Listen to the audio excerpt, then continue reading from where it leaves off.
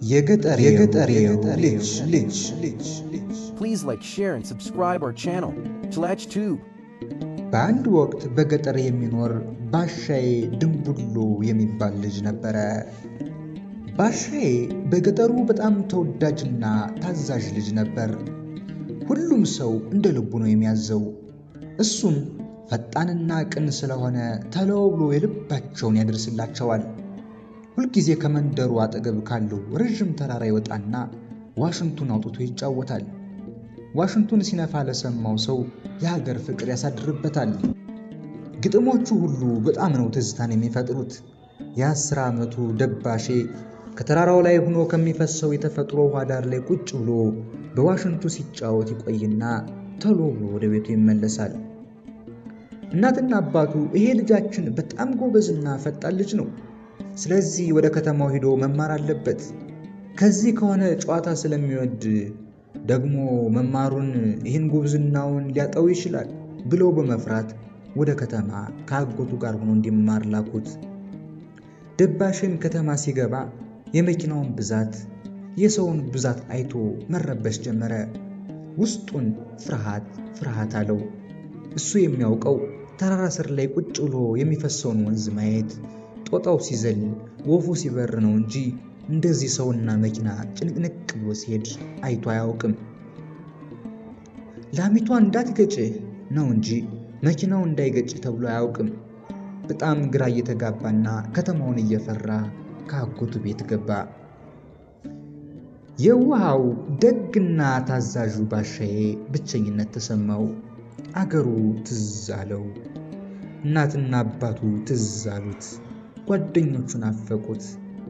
አጎቱንም እግሩን ሊያጥበው ሲል ተው ባሻዬ፣ ከተማ ላይ ሁሉም ራሱ ነው የሚታጠብ፣ ተው እሺ አሉት። ስራ መስራት መታዘዝ የሚወደው አቡሽ ከቤት ቁጭ ማለት ሰለቸው። እንደ ድሮ የሚሮጥበት ሜዳ፣ የሚሄድበት ተራራ፣ የሚፈስ ረዥም ወንዝ ያለበት ስፍራ አጣ። ትምህርት እንደጀመረም ተመዘገበና መማር ጀመረ። አሁን በቃ ጓደኛ አገኛለሁ ብሎ አሰበ። ከትምህርት ቤት በመጀመሪያ ቀን ስም ሲጠራ ባሻዬ ድንቡሎ ሲባል ሁሉም ተማሪ ሳቁበት። በጣም ፈራ። ሊያለቅስም አማረው። ሁሉም ወደሱ እያዩ ግን አሁንም ሳቁበት። ያ ተወዳጅ የነበረው ታዛዥ የነበረው ደባሼ አሁን ግን በስሙ ሲስቁበት አፍሮ ቁልቁል ራሱን አዘንብሎ አዘነ። ካጠገቡ የተቀመጠው ልጅ አዘነለትና ሊረዳው አሰበ። አዲስ ነህ እንዴ? እንተዋወቅ አለውና ተዋውቀው ጓደኛ እንደሚሆነው ቃል ገብቶለት መፍራት እንደሌለበትና ትምህርቱን በሰዓት መማር እንደሚገባ ነገረው። ባሻዬም ጓደኛ እሆንሃለሁ ያለው ልጅ አይዞ ቢለውም ለእሱ ግን እየከበደው መጣ። ከተማውን መልመድ አልቻለም። በቃ ሁልጊዜ ያለቅሳል። ልጆች በገጠር አነጋገሩ ይስቁበታል፣ በስሙ ይስቁበታል። በጣም ግራ ተጋብቶ በሐዘን ኩርምት ብሎ ተቀመጠ። ጓደኛውም በጣም ሲጨነቅና ሲያዝን አይቶት ተነስ አንድ ቦታ ልውሰድ፣ ለሁሉም ነገርህ መልስ ታገኛለህ አለውና ቀጥታ ወደ አስማተኛው መምህር ወሰደው። አስማተኛው መምህርም ከወንዙ ዳር ካለው ዛፍ ስር ገደም ብሎ ወደ ላይ የዛፎችን ቅርንጫፍ እያየ በሐሳብ ተመስጦ ነበር። ባሻዬም ገና ከርቀት ሲያየው ሀገሩ ትዝ ብሎት ከዓይኖቹን አፈሰሱ።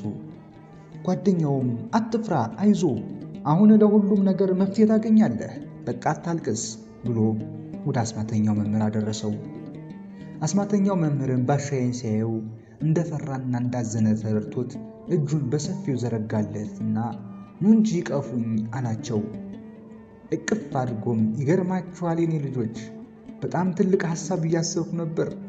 ነገር ግን የትኛውም ነገር ቢሆን ከእናንተ ከልጆቼ በላይ የሚበልጥብኝ ነገር የለም። እንኳን መጣችሁልኝ፣ ከእናንተ ጋር ብጫወት ደስ ይለኛል አላቸውና ፈገግ አለ። አስማተኛው መምህርም ስሙን ሲጠይቀው ባሻዬ ደነገጠ። አሁን ስነግረው ይስቅብኝ ይሆንን ብሎ አሰበ።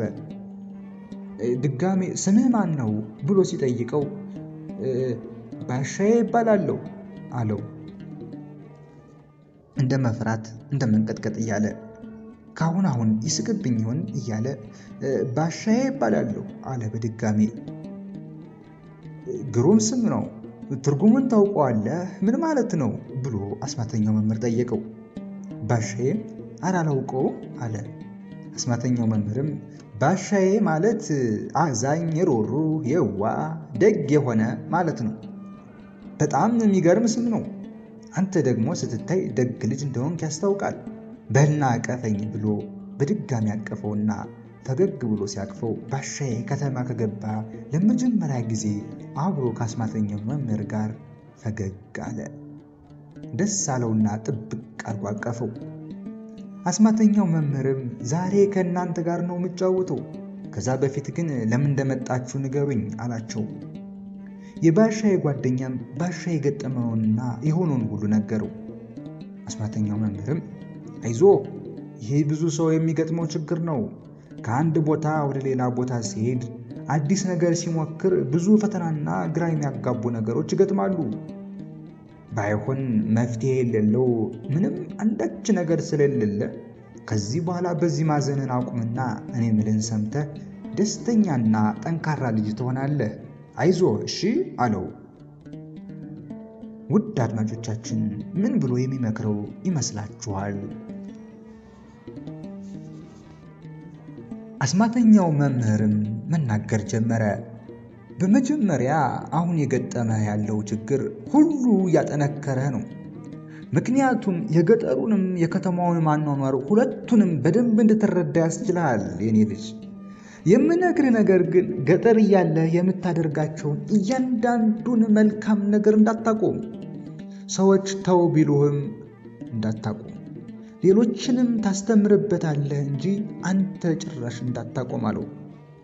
እግራቸውን ልታጥባቸው ስትል እምቢ ቢሉህም አንተም እምቢ ማጥብ ነኝ በላቸው። በስምህ የሳቁብህ ደግሞ ስላላወቁ ነው እንጂ ስም አያስቅም። የራሳቸውን የስም ትርጉም ብትጠይቃቸው አብዛኞቹ አያውቁትም። ስለዚህ የኔ ልጅ ሲስቁብህ ምታፍርና ምትሸማቀቅ ከሆነ ሁሌም ይስቁብሃል። ዝም ብለህ ቀና እንዳልክና ኮራ ብለህ አቤት ብትል ግን ማንም አይስቅብህም አለው። ደግሞ ገጠር እያለ የምትችለው ነገር ካላሳያቸው እነሱም አዲስ ነገር ማየት ስለሚያስደስታቸው ይወዱሃል ሲለው በጣም ደስ አለውና ፊቱ ፍክት አለ። አስማተኛው መምህርም ብዙ የሚያስቁና የሚያስተምሩ የገጠርን የከተማም ታሪክ እየነገራቸው ተጨዋወቱ። በመጨረሻም ባሻዬ የተባለውን ሁሉ በማድረግና በመተግበር በራስ የመተማመን ፈጣንና ቶሎ የሚረዳ ልጅ ሆነ። አንድ ቀንም በትምህርት ቤት ውስጥ ዋሽንት ይዞ መጥቶ ሲጫወት ሁሉም ከበቡትና ሰሙት። በጣም ወደዱትና ይችላል ባሻዬ ይችላል ባሻዬ ይችላል እያሉ ወደ ላይ እሱን አንስተው አደነቁለት፣ ዘመሩለት። ሁሉንም የሚያውቀውን ነገር ያስተምራቸዋል። ከእናት አባቱ የተማረውን ታሪክ ይነግራቸዋል። ስለ ጀግና ሰዎች በዋሽንቱ ያዜማል። የሚከብዳቸውን ትምህርት ያስረዳቸዋል። ተማሪዎቹም እውነት ባሻ የዋህ ታዛዥና ጎበዝ ልጅ ነው ሲሉ ስሙን ሁሉ ወደዱለት። ከግቢው ሲወራም ሁሉም ተማሪ እንደ ባሻ ብሆን ባሻን ባረገኝ ይላሉ። ስሙን ከፍ አድርጎ አስጠራ። ከትምህርት ቤቱም አንደኛ ደረጃ በመውጣት ተሸላሚ ሆነ። አስማተኛውን መምህርም ጠርቶት ስለነበር የመጽሐፍ ሽልማት ከአስማተኛው መምህር ተቀበለ። በጣም ደስተኛ ልጅ ሆነ። አንዳንድ ጊዜ ገጠር እየሄደ ይመጣና ትምህርቱን በርትቶ እየተማረ ጎበዝ ሆኖ አደገ። ውድ አድማጮቻችን እኛ በሰዎች ስንስቅባቸው፣ ስናገላቸው ብቸኛ ሲሆኑ ችሎታቸውን፣ ተሰጥኦቻቸውን እንዳይጠቀሙ እናደርጋለን። ስለዚህ ሁሉንም ሰው እኩል ልናይና እኩል ልናከብር ይገባል። እንደ ባሻዬም ታዛዥ፣ ንቁ፣ የዋህ ከሆንን በጣም ተወዳጅና ጠቃሚ ሰዎች እንሆናለን። ስማችንንም እናስከብራለን። በዛሬው የገጠሬው ልጅ በሚለው ትረካችን ከገጠሬው ልጅ የምንማረው ዋነኛው ነገር ይህ ነው። ዳግመኛ እስክንገናኝ ቸር ሰንብቱ።